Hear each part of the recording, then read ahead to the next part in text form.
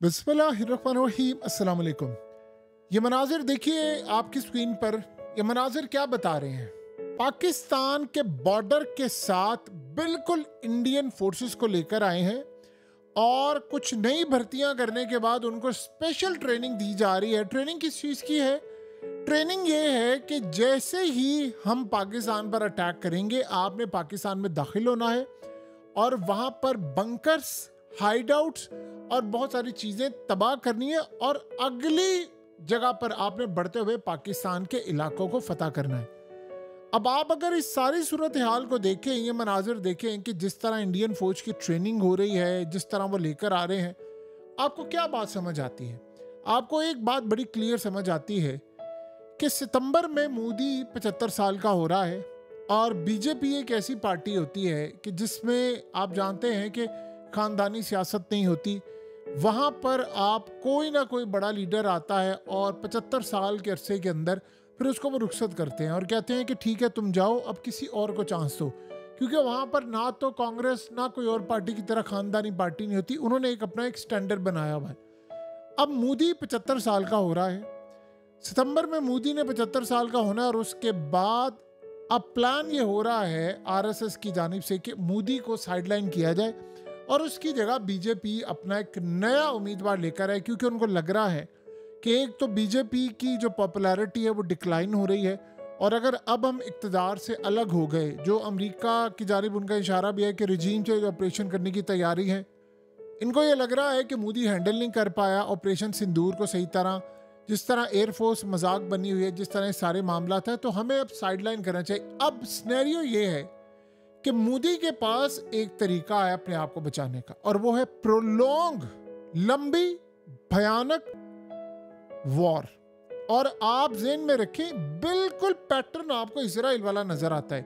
ये फौज इसकी जो इस वक्त ट्रेनिंग कर रही है कि पाकिस्तान में हमने कैसे घुसना है, क्या करना है, इस दफा इनका मामला बड़ा अलग है। वो तो हम जो जवाब देंगे सो जवाब देंगे, हमारा जो जवाब होगा वो बताने की ज़रूरत नहीं है, वो इंशाल्लाह आपको नज़र आ जाएगा। वो जब लड़ाई होगी तो हम बहुत सारी चीज़ें सरप्राइज देंगे, जैसे हमने राफेल की दफ़ा दिया, बहुत सारे मामला थे। लेकिन जो सूरत हाल आप ये समझ लें कि जिस तरह नेतन्याहू करता है, उसको जब भी निकालने की, आपको पता है वो इस समय ऑलमोस्ट डिस्क्वालीफाइड होने ही वाला है। यानी जब भी वो होने वाला होता है, उसके करप्शन केस और ये वो तब कोई जंग छेड़ देता है। उसने गज़ा की जंग छेड़ी, फिर उसके बाद उसने लिबनान जंग छेड़ी, फिर ईरान जंग छेड़ी, फिर शाम की जंग छेड़ी, दोबारा वो ईरान की। तो वो अदालतों को हमेशा कहता है जंग है, मैं तो आ ही नहीं सकता। अब यहाँ ज़रा आप समझ लें कि मोदी के साथ होने क्या लगा है।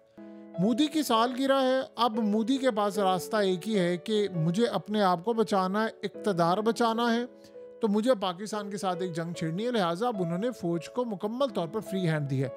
देखिए दूसरी सूरत है, अमेरिका इस वक्त मोदी से खुश नहीं है और ये भी पॉसिबिलिटी है जो इंडिया के अंदर इस वक्त सारा सिलसिला चल रहा है, उनके मीडिया पर आप देखें तो वो डिस्कस हो रहा है कि जी एक बहुत बड़ी कैंपेन चल सकती है मोदी को हटाने के लिए, यानी रिजीम चेंज ऑपरेशन भारत के अंदर मुतवक्किल है। और पॉसिबिलिटियाँ हो भी जाए, उसकी रीज़न ये है कि अमेरिका तो खुश नहीं, इंटरनेशनल ताकतें खुश नहीं। हाँ, एक बड़ी ताकत चाहती है कि कांग्रेस ना आए और बीजेपी रहे, और वो है इसराइल। इसराइल ये चाहता है कि इससे पहले अमेरिका मोदी को फारिग कर दे, यूरोप फारिग कर दे। क्योंकि देखिए गजा का मामला है डिफरेंट, वहाँ तो इसराइल की अपनी चल जाती है, वो यूरोप को भी पकड़ लेगा, अमेरिका को भी पकड़ लेगा। इंडिया के मामले पर शायद वो इतनी लचक ना दिखा पाए।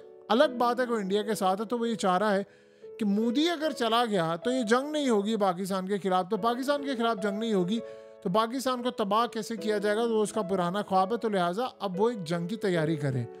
अब जो सिनेरियो सामने आ रहा है कि पाकिस्तान की जानिब से जो मालूमात रिलीज़ की जा रही हैं, जो हर जगह पर, वो आपको अगले चंद हफ्ते और महीने, कुछ भी आपका कुछ दिन कहा जाए, कुछ भी हो सकता है।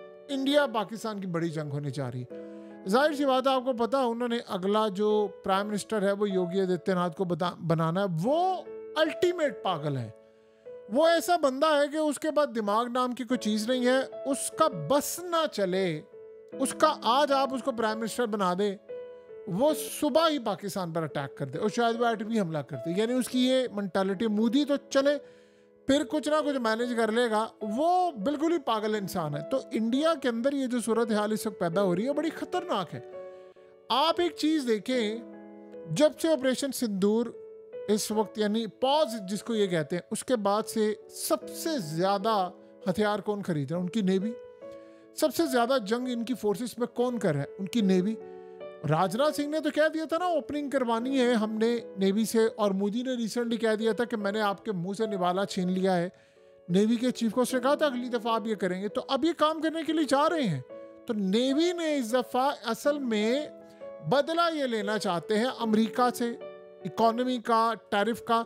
स्ट्राइक करेंगे कराची पर, कराची पोर्ट को ये टारगेट बनाना चाहते हैं कि पाकिस्तान की इकोनॉमी को हम क्रिपल करें। दो तरीके से, एक तो पाकिस्तान का पानी रोका हुआ है जो डाइवर्ट कर रहे हैं वो अगली जगहों पर, कि पाकिस्तान को हमने पानी देना नहीं है।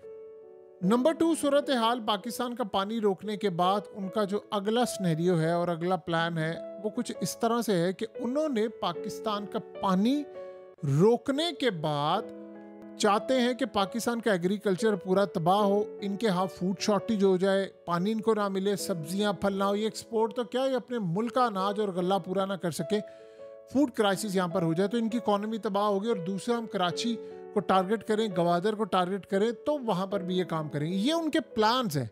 तो ये इस सारी सूरत हाल में जंग तो बिल्कुल सर पर खड़ी है। अब उनकी फौजों को वो आप जरा उनकी मेंटालिटी चेक करें। पाकिस्तान में ऐसा नहीं होता। हमने जब भी स्ट्राइक किया है रिटेलिएशन में किया है, हमने कभी भी नहीं किया कि जी हम फर्स्ट स्ट्राइक करें। इंडिया के अंदर इस वक्त वो कह रहे हैं कि NFU ख़त्म करने जा रहे हैं, नो फर्स्ट यूज़ पॉलिसी जो है, यानी वो जो एक पॉलिसी थी जिस पर इंडिया कारबंद है कि जी हम पहला एटमी हमला नहीं करेंगे, जब भी होगा तो रिटेलिएशन में होगा। ये इंडिया की अब तक की पॉलिसी थी, अब वो इसको चेंज करने के लिए जा रहे हैं। अब गुफ्तगू हो रही है और किसी भी वक्त उन्होंने चेंज कर देना।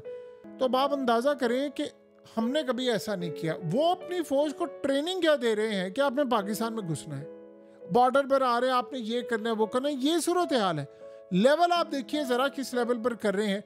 और आप सोचें कि इस वक्त पूरे भारत में पिछले 5-6 दिन से आप गौर करें हो क्या रहा है।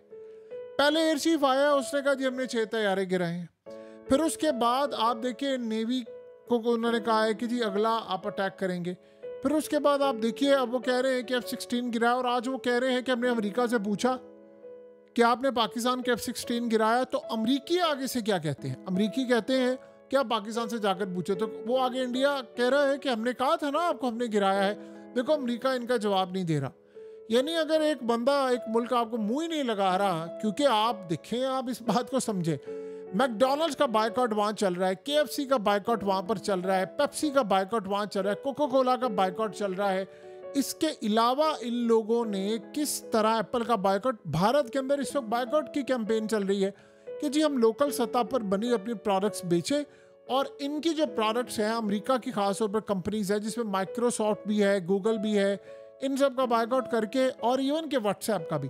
तो हमें अपने तर्ज की ये चीज़ें बनानी चाहिए। तो आप यहाँ से अंदाज़ा कर लें, जब ये सारे का सारा मामला हो रहा है तो अमेरिका, लेट्स से अमेरिका के डिप्लोमेट इनको कहा कि आप पाकिस्तान से पूछें, तो इसका मतलब वो आपको मुंह ही नहीं लगाना चाह रहे कि भाई हमसे बात ना करें। तो ये कह रहे हैं देखा हमने तो आपको कहा था कि इनका F-16 गिरा, भाई हमने पार्टिसिपेट ही नहीं किया, F-16 तो इस्तेमाल ही नहीं किया।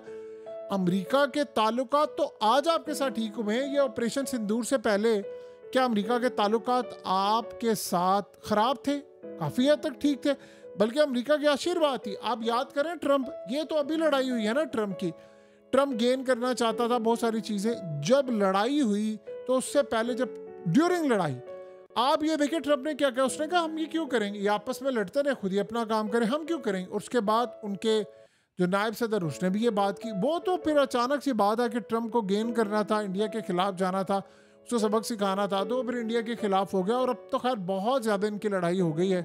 अब तो ये मामला हो गया कि आज रशिया और इंडिया ने रूबल और रुपीस की डील फाइनलाइज कर ली है, और उनके मामलात बैंक्स के फाइनलाइज हो गए हैं कि दोनों अब ट्रेड करेंगे लोकल करेंसी में, US डॉलर को डिच करेंगे। तो इंडिया तो आखिरी हद तक जा रहा है, चाइना के साथ भी सुलह है।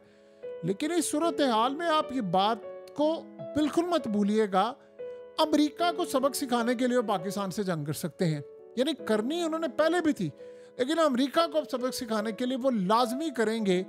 वो चाहते हैं कि अमेरिका ने जो बात की थी ना पाकिस्तान से तेल निकाल कर, वो तो कहते हैं हम जंग करेंगे, हम देखते हैं तेल कैसे, जहां पर आपने कराची के समंदरों से तेल निकालना था, हम कराची पोर्ट को टारगेट करेंगे ताकि आप तेल तो दूर की बात है कोई और काम ना कर सके।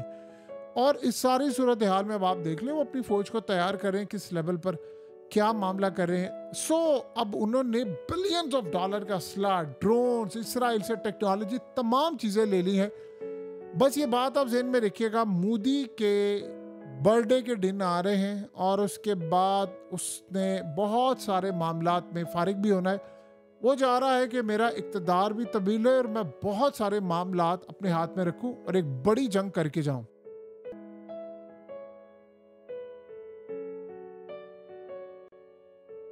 हकीकत टीवी को सब्सक्राइब करना मत भूलें, वीडियो को लाइक करें, शेयर करें और कमेंट सेक्शन में अपनी राय का इजहार ज़रूर करें।